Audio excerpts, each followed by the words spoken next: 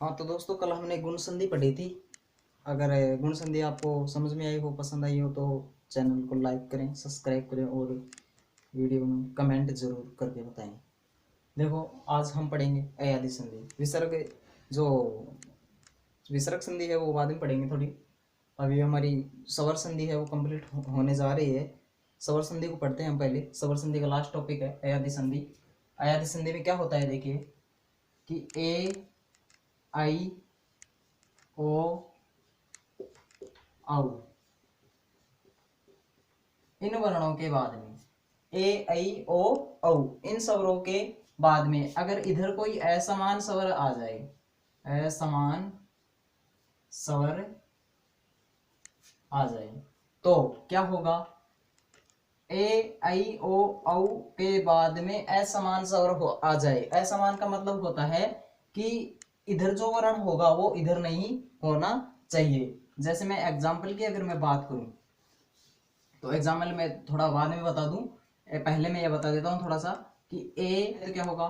आई। आई होगा तो क्या होगा? आई।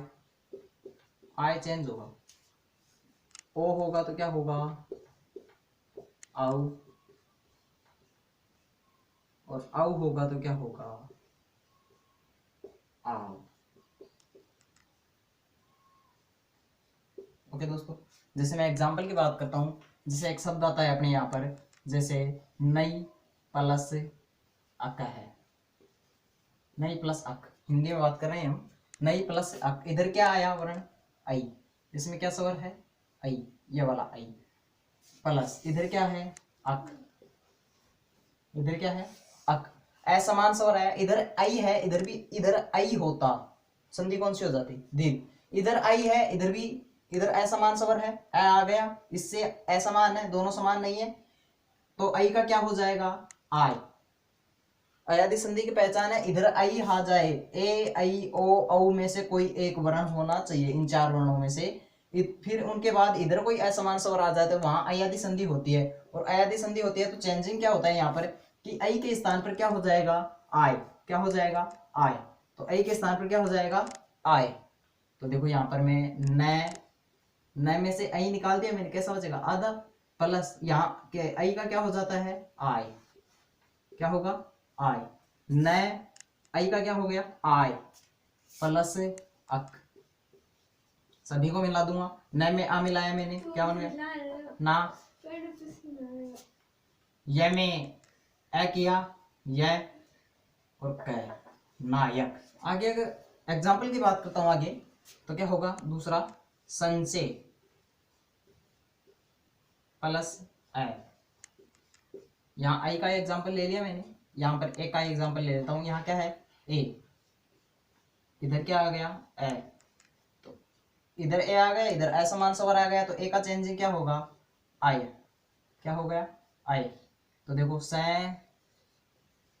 च में से ए निकाल दिया मैंने, कि च के साथ आधा, संचय, या के साथ आधा प्लस ए, मिला दो तीनों को।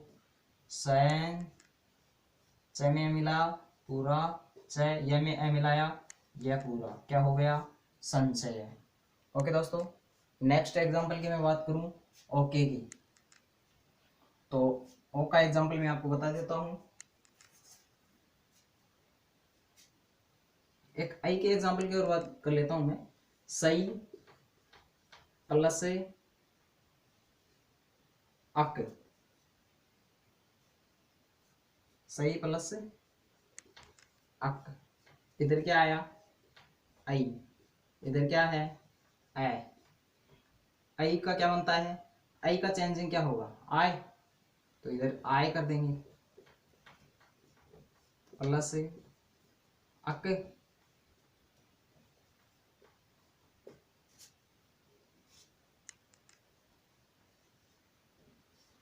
सही में से आई निकाला, स बच गया, स के सा आधा, तीनों को मिला दो। स में आ मिलाया सा, या में ए मिलाया यह, क, सायक। सायक का अर्थ क्या होता है? बाण। सायक का अर्थ क्या होता है? बाण। आगे एग्जाम्पल की बात करूं, उतार लेना, मिटा देता हूं मैं, स्क्रीनशॉट ले लेना वीडियो को रोक कर।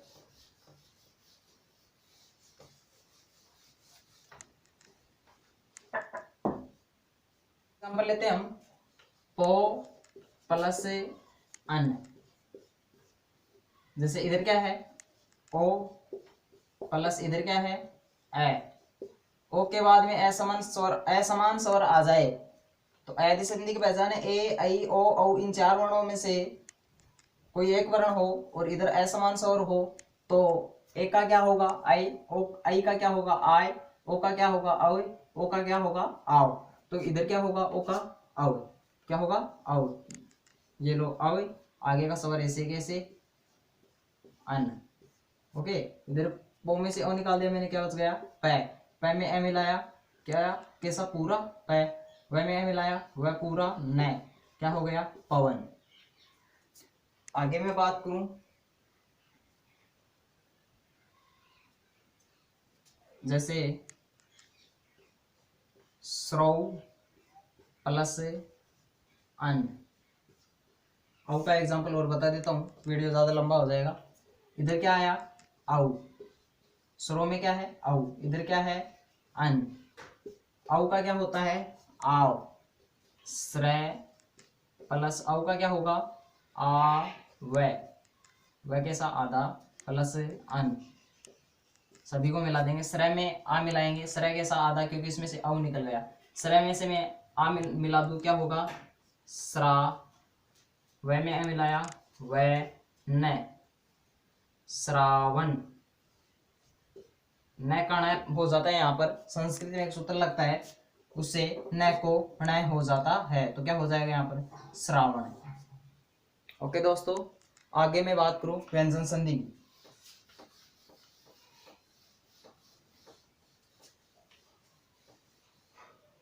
दोस्तों एक अपवाद और बता देता हूं आपको, गो प्लस इंद्र, गो प्लस इंद्र, गो प्लस इंद्र। इधर क्या है, ओ। इधर क्या है, ई। ओ के बाद में असमान स्वर आ जाए, होनी क्या चाहिए, अयादी संधि, लेकिन यहाँ पर अयादी संधि नहीं है। देखो कैसे नहीं है, क्यों नहीं है, वो बताऊंगा अभी आपको।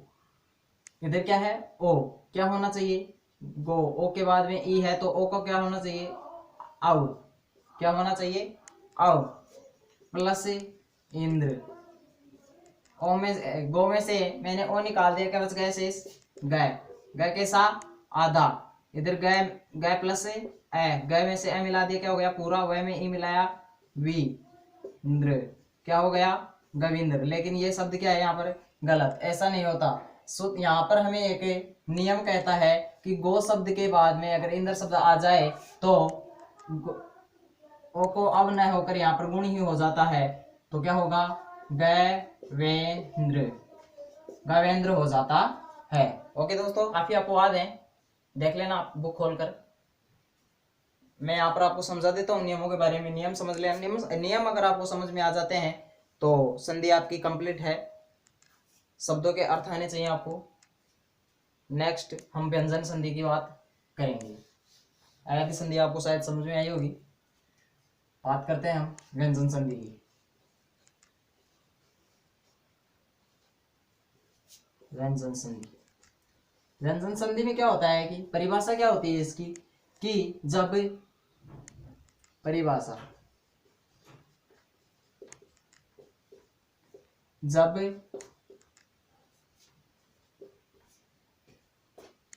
व्यंजन के बाद में व्यंजन, व्यंजन के बाद व्यंजन अथवा व्यंजन के बाद स्वर आ जाए, व्यंजन के बाद स्वर आने से उनमें होने वाले परिवर्तन को, होने वाले परिवर्तन को, परिवर्तन या फिर विकार, विकार को व्यंजन संधि कहते हैं, व्यंजन संधि कहते हैं, व्यंजन संधि कहते हैं। ओके, तो देखिए व्यंजन संधि कहने का तात्पर्य है इधर व्यंजन आ जाए और इधर व्यंजन आ जाए। ओके दोस्तों, या फिर इधर व्यंजन आ जाए या फिर इधर इधर व्यंजन आ जाए, इधर व्यंजन आ जाए, इधर व्यंजन आ जाए, इधर स्वर आ जाए, या फिर इधर स्वर आ जाए, इधर क्या आ जाए व्यंजन। तो संधि कौन सी होगी? व्यंजन संधि। तीनों नियम अच्छी तरह से पढ़ लेना। व्यंजन के बाद अगर व्यंजन आ रहा है तो व्यंजन संधि होगी, व्यंजन के बाद अगर कोई स्वर आ रहा है तो भी व्यंजन संधि होगी, अगर स्वर के बाद में कोई व्यंजन आ रहा है तो भी व्यंजन संधि ही होगी। इसके अगर मैं एग्जाम्पल की बात करूं तो देखना, एक एग्जाम्पल दे देता हूं, जैसे वाक,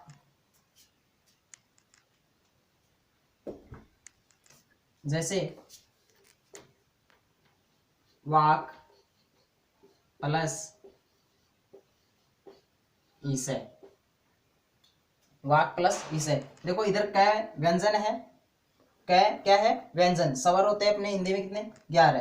कै क्या है एक व्यंजन, ई क्या है स्वर।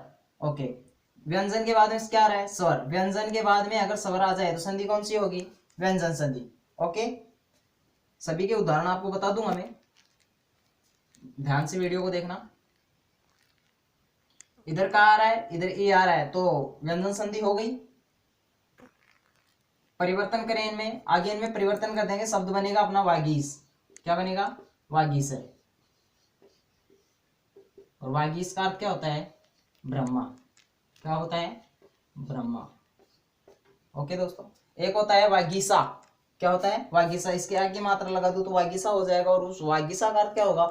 यहाँ पर अर्थ बदल जाएगा। एक तो होता है वागीस, वाक प्लस ईस। वाक का अर्थ होता है वाणी, वाणी के जो भगवान होते हैं उन्हें क्या कहेंगे? वागीस। वागीस कौन होते हैं? ब्रह्मा। एक होता है वाक प्लस ईसा, ईसा का अर्थ होता है वाणी की जो स्वामिनी होती है, वाणी की जो स्वामिनी होती है, कौन होती है?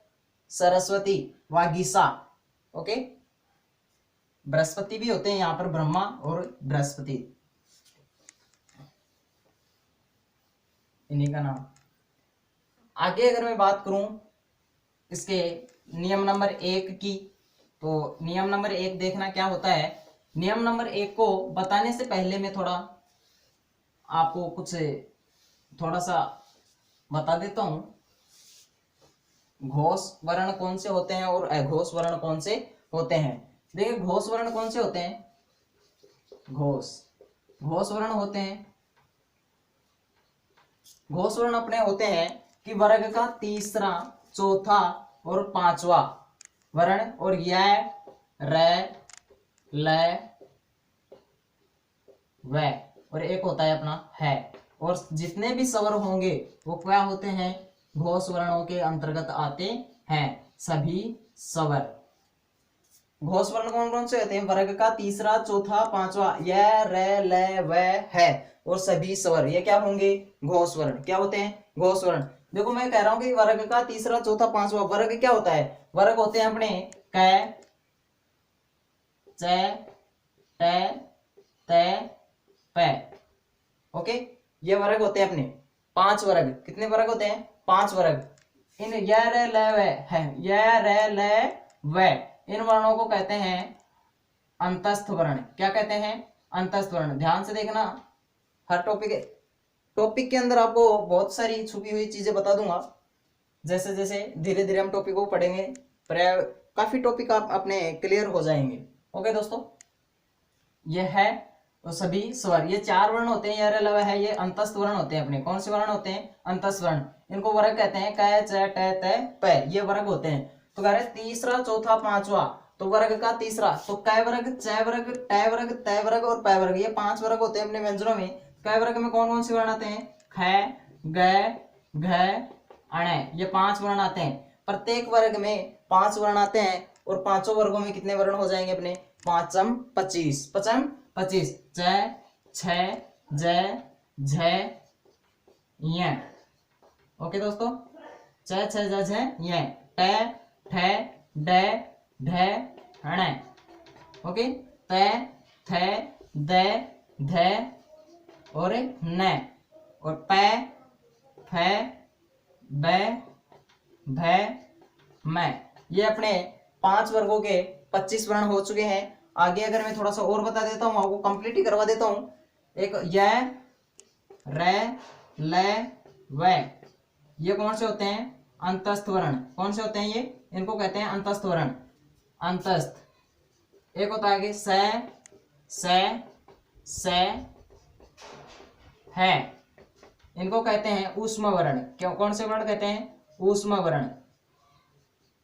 ओके दोस्तों, नीचे आते हैं क्ष, त्र, ज्ञ। हमने पढ़ा था वो संयुक्त व्यंजन होते हैं।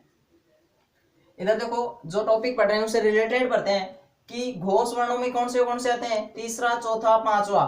तो तीसरा, चौथा, ये पहला दूसरा है, पहला और दूसरा। ये तीसरा, चौथा, पांचवा, तीसरा, चौथा, पांचवा, तीसरा, चौथा, पांचवा, तीसरा, चौथा, पांचवा और तीसरा, चौथा, पांचवा। ये बाद वाले जो सभी सवर्ण है, पहले और दूसरे वर्णों को छोड़कर, तीसरा, चौथा, पांचवा, तीसरा, चौथा, पांचवा, ये है तीसरा, चौथा, पांचवा। कितने वर्ण हो गए? 3 पंचू 15 वर्ण। कितने वर्ण? 15 वर्ण तो ये, और यह अलावा है 5 वर्ण ये। 3, 15 और 5 कितने हो गए? 15 और 5 20, और 11 कितने हो गए? 20 और 11 31 वर्ण होते हैं। वो कितने होते हैं? घोष वर्ण। कौन से होते हैं? घोष वर्ण। ये घोष वर्ण होते हैं वर्ग का तीसरा, चौथा, पांचवा, यह अलावा है और सभी स्वर। आगे बात करूं मैं अघोष की। आगे मैं बात करूं अघोष वर्ण। अघोष वर्ण क्या होते हैं? वर्ग का पहला और दूसरा वर्ण। से। ओके दोस्तों, वर्ग का पहला और दूसरा से। ओके, यही होते हैं। जो बच गए बाकी के वो सभी क्या हो जाएंगे? अघोष वर्ण। कौन से हो जाएंगे? अघोष वर्ण। इनको मैं थोड़ा सा सारणी बना देता हूं इसको, इनकी अलग से। य, रे, ले, व, से,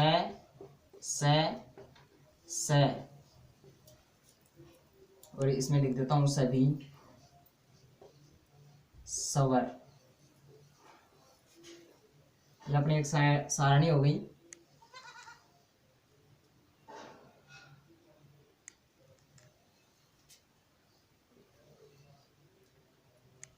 ये कौन से कहलाएंगे? अघोष वर्ण। ये कौन से कहलाएंगे? घोष वर्ण। ओके दोस्तों, ये अपने अघोष वर्ण होते हैं। पहला दूसरा वर्ग का पहला और दूसरा, क, ख, च, छ, ट, ठ, त, थ, प, फ और से और स। ओके दोस्तों, ये अपने होते हैं अघोष वर्ण। ये कौन से होते हैं? घोष वर्ण। आगे मैं नियम नंबर 1 की बात करूंगा। नियम नंबर 1 की बात करता हूं। नियम नंबर 1 क्या कहता है? नियम नंबर 1 देखो, व्यंजन संधि में अपने नियम ही चलेंगे, इसके भेद नहीं होते हैं, इसके सिर्फ नियम ही होते हैं। नियम नंबर 1 क्या कहता है कि जब अघोष वर्ण के बाद में, अघोष वर्ण के बाद में, अघोष वर्ण के बाद में घोष वर्ण आ जाए। कौन सा वर्ण आ जाए? घोष वर्ण आ जाए। घोष वर्ण आ जाए। घोष वर्ण आ जाए तो अघोष वर्ण के बाद में घोष वर्ण आ जाए तो अघोष वर्ण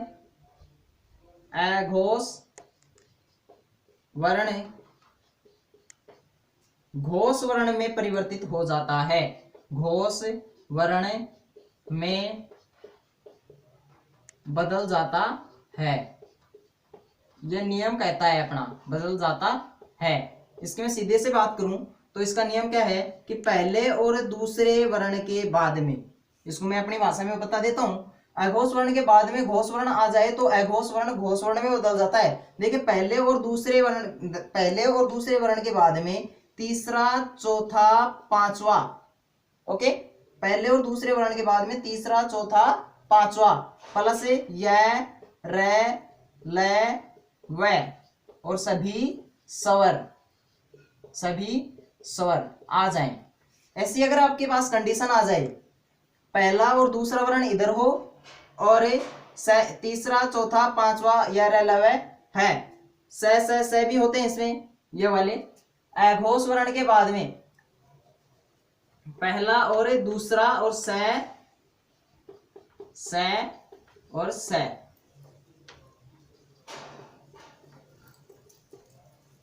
इन वर्णों के बाद में अगर ये वर्ण आ जाएं तो जिस प्रकार मैं बता देता हूं आपको, तो ऐसी कंडीशन आपके सामने आ जाए तो अब ये जो पहला और दूसरा वर्ण के बाद में तीसरा चौथा पांचवा वर्ण आ जाए तो अघोष वर्ण, ये कौन से वर्ण है? अघोष वर्ण। अघोष वर्ण के बाद में इन वर्णों, ये कौन से हैं? अघोष वर्ण, अघोष प्लस ये कौन से हैं? घोष। अघोष वर्णों के बाद में घोष वर्ण आ जाएं, अघोष वर्ण के बाद में घोष वर्ण आ जाएं तो अघोष वर्ण, कौन से वर्ण? अघोष, ये वाले वर्ण। कौन से वर्ण? ये वाले। अघोष वर्ण घोष वर्ण में बदल जाता है। ये इन इधर के जो वर्ण होंगे, जो अंतिम वर्ण, एक शब्द ही बदलेगा, अंतिम वर्ण होगा वो इसमें बदल जाएगा घोष वर्ण में। जैसे पहले और दूसरे वर्ण के बाद में तीसरा चौथा पांचवा वर्ण आ जाए तो इधर का जो पहला वर्ण होगा वो तीसरे में बदल जाएगा। इसमें दूसरे वर्ण की इनकी काफी कम चर्चा होगी। यहाँ पर ज्यादा से ज्यादा अधिक हिंदी में अधिकतर शब्द कौन से हैं? पहला वर्ण ही आएगा इधर। देखिए एग्जाम्पल की बात करूं, जैसे मैंने यहाँ पर अभी एग्जाम्पल बताया था, वागीस है, वा कै प्लस ईस, वाक प्लस ईस, वागीस। तो देखो इधर कै पहला वर्ण है, वर्ग का पहला वर्ण, वर्ग का पहला वर्ण। घोष अघोष वर्ण है, अघोष वर्ण के बाद में घोष वर्ण आ जाए, घोष वर्ण है। ये कौन सा वर्ण है? घोष। देखो सभी स्वर किस में आते हैं? घोष वर्णों में। इसके बाद अगर यह आ जाए तो ये जो अघोष वर्ण है वो घोष में बदल जाएगा। पहला वर्ण किस में चला जाएगा? तीसरे में बदल जाएगा। किस में बदलेगा? तीसरे में। तो कै का तीसरा कौन सा होता है? अपने ही वर्ग के तीसरे में बदल जाएगा। तो कै का तीसरा क्या होगा भाई? कै का तीसरा 1 2 3 गै में बदल जाएगा। तो कै कैसा है? आधा। तो गै भी कैसा होगा? आधा। तो वाह गै कैसा? आधा। और प्लस ईस मिला दूंगा सभी को, तो वाह गै में ए मिलाया, गी और क्या हो गया? से, वागीस। ओके दोस्तों, वागीस का अर्थ अभी बताया था मैंने, ब्रह्मा। आगे मैं नेक्स्ट शब्द की बात करूं, जैसे इसकी बात कर लिया मैंने कै, इसके बाद में अगर ये वर्ण आ जाए, एक एक एग्जांपल बताऊंगा सभी का, काफी अच्छे अच्छे। आगे जैसे एग्जांपल की बात करता हूं मैं, तो एक और बता देता हूं आपको, दिक प्लस अंबर, दिक प्लस अंबर। ओके, इधर क्या आ गया? इधर अ वर्ण आ गया, स्वर आ गया। घोष वर्ण के बाद में अघोष वर्ण के बाद में घोष वर्ण आ जाए तो जो अघोष वर्ण है वो घोष वर्ण में बदल जाएगा। तो कै के बाद में जो कै आया ये अपने ही वर्ग के तीसरे में बदल जाएगा। तो कै वर्ग का तीसरा वर्ण कौन सा होता है? गै। तो इधर क्या हो जाएगा? दी गै कैसा? आधा, क्योंकि कै कैसा है? आधा। दी गै प्लस अंबर क्या हो जाएगा? दिगंबर। क्या हो जाएगा? गै में ए मिलाऊंगा मैं, गै पूरा, दिगंबर। क्या हो गया? दिगंबर। अंबर का अर्थ यहाँ पर वस्त्र होता है। अंबर का अर्थ क्या होता है यहाँ पर? वस्त्र। दिगंबर। ओके दोस्तों, क्या हो जाएगा? दिगंबर। और दिगंबर का अर्थ क्या होता है? नंगा। जो दिशाओं से वस्त्रहीन, दिशाओं के वस्त्रों वाला, दिगंबर, नंगा।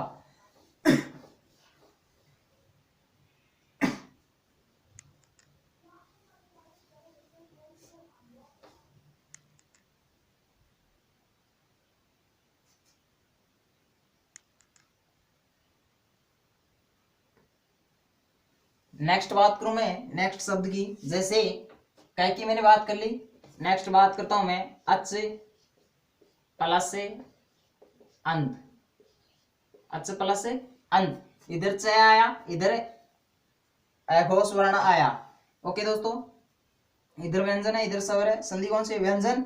और पहले नियम की बात कर रहा हूं, इधर च आ जाए, इधर आ जाए, तो च के बाद में अगर अ आ जाता है या फिर कोई स्वर आ जाता है, कुछ भी आ जाता है, अघोष वर्ण के बाद में घोष वर्ण, अघोष वर्ण के बाद में घोष वर्ण आ जाए तो अघोष वर्ण है वो घोष वर्ण में बदल जाएगा। तो चेक के बाद में ये आ रहा है तो ये अपने ही तीसरे वर्ण में बदल जाएगा। तो चेक की लाइन का च वर्ग का तीसरा कौन सा होगा? च छ जय।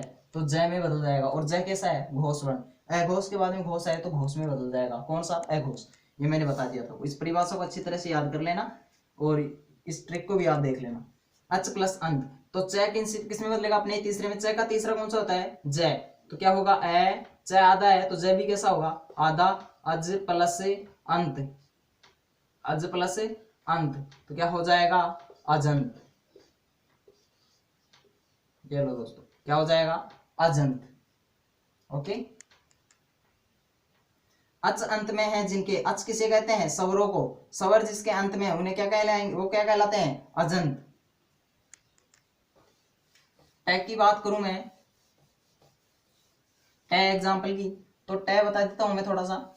टैग का जैसे सट प्लस आनंद, सट प्लस आनंद। सट का अर्थ होता है छह और आनंद मुख। छह है मुख जिसके, छह है जिससे, मुख जिसके। सट ट आया, इधर क्या आया? ट। इधर क्या आया? इधर आ। अघोष वर्ण है ट, अघोष में आता है। अघोष के बाद में घोष वर्ण आ जाए, घोष वर्ण आ रहा है, आ रहा है सभी स्वर। अघोष वर्ण के बाद में घोष वर्ण आ जाए तो अघोष वर्ण, ये परिभाषा देखो, नियम लग रहा है अपना।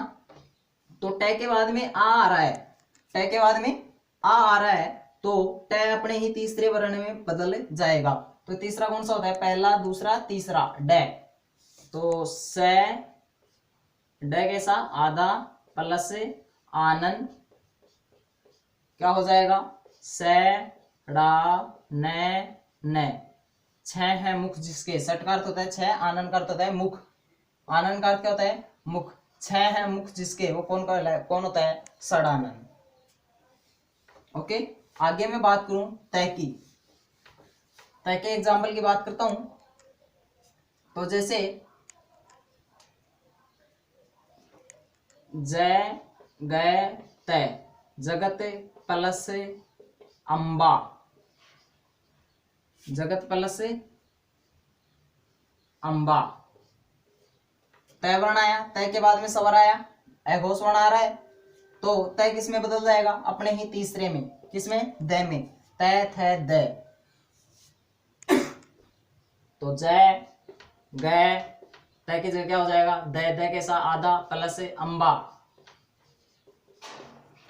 तो क्या हो जाएगा? इधर जय गय द में ए मिलाऊंगा, क्या हो जाएगा? द पूरा। जय गय द बा। ये लो दोस्तों, जगदम्बा ऐसे बना। आगे मैं बात करूं पै के एग्जाम्पल की। इधर पै है तो जैसे अप्पे, अप्पे प्लस धी, धी आ रहा है, ध वर्ण आ रहा है, ध है कैन में, ये रहा। घोष वर्ण है, इधर ये वर्ण है, अघोष वर्ण है। अघोष के बाद में घोष वर्ण आ जाए, बंद करो।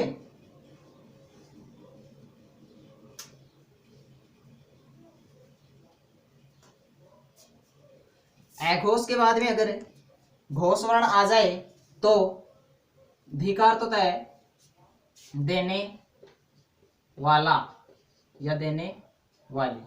देने वाला, क्या देने वाला? देखें वो क्या क्या दे रहा है? अप प्लस धी, अप प्लस धी। घोष के बाद में घोष आ रहा है तो ये अपने ही किस में बदल जाएगा? तीसरे में। तो देखो क्या हो जाएगा? ए पै का तीसरा क्या होगा? पै फै बै, क्या होता है? बै।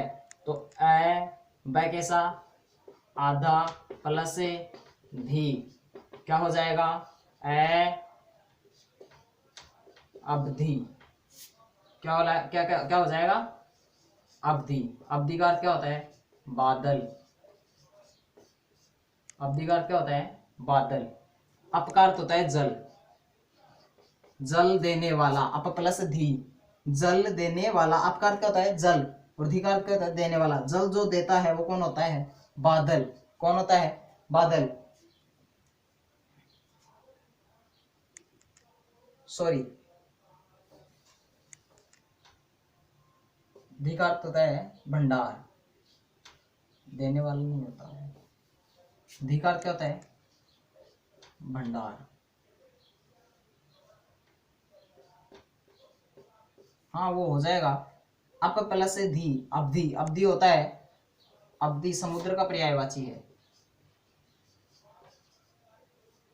किसका पर्यायवाची है? समुद्र का। अप प्लस धी, धी का अर्थ होता है भंडार, जल का भंडार होता है जहां पर, वो कौन होता है? समुद्र। क्या कहलाएगा? समुद्र। ओके दोस्तों, आगे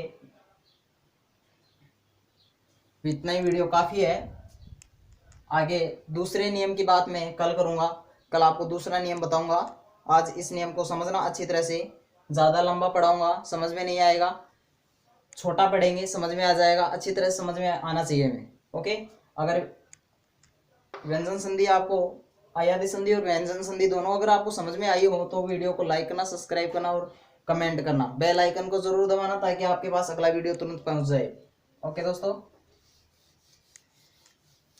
ऐसे ही वीडियो आपके सामने मैं लाता रहूंगा, इससे भी अच्छे अच्छे खतरनाक।